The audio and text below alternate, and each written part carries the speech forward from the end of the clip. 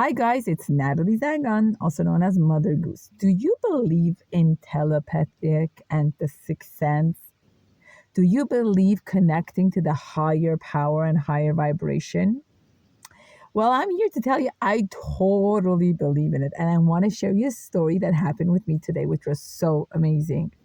So I'm making these necklaces with the yellow ribbon and baby kafir is in it, praying for God willing for all of them to be able to be returned home shortly and easily. So I was going to make the ribbons and my fingers are very sensitive. So I have a hard time with the glue gun, but that's what I need to use to make the ribbon for the resin necklaces. So as I was going to Starbucks, I said, oh God, I really like, because I believe God listens to me. Like I think God is like my Avinu, my father, and he's always listening to me. Like I don't need Wi-Fi, I don't need anything. It's like here and here. It's like a direct connection. So I said, God, I really need to make some ribbons to make the rest of the necklaces before I have to go pick up my child from school.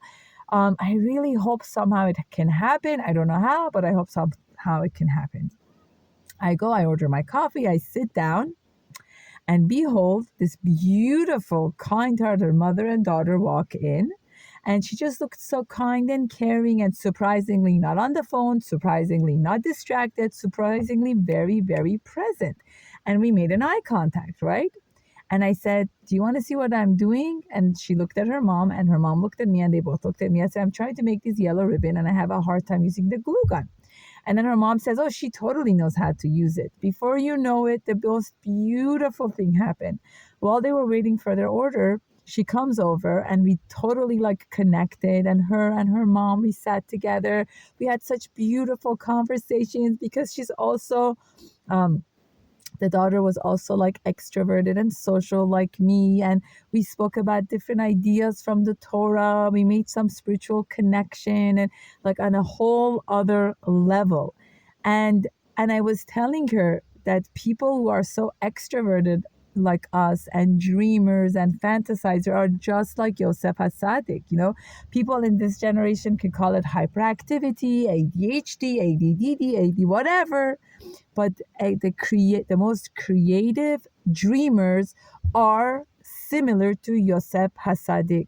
That despite the bullying of his brothers, despite of the challenges that life brought, despite being thrown in a pit, sold to Egyptians, sent to here, sent to there, he never stopped dreaming and living beyond reality, because that part of his brain was so intact. He was a dreamer.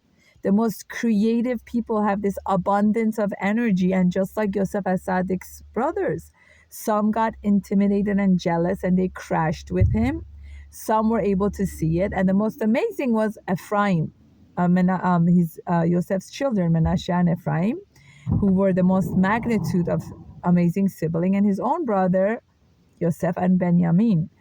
And she taught me a lesson of reminder about Reuben being the one who said, let's throw him in the pit, and he wanted to come help him later, but then he got sold. So through this abundance of just creating and opening myself up, of getting help, I made a friend that got in touch with her mother, and we made such a beautiful connection. To me, that is telepathic. To me, that is the sixth sense.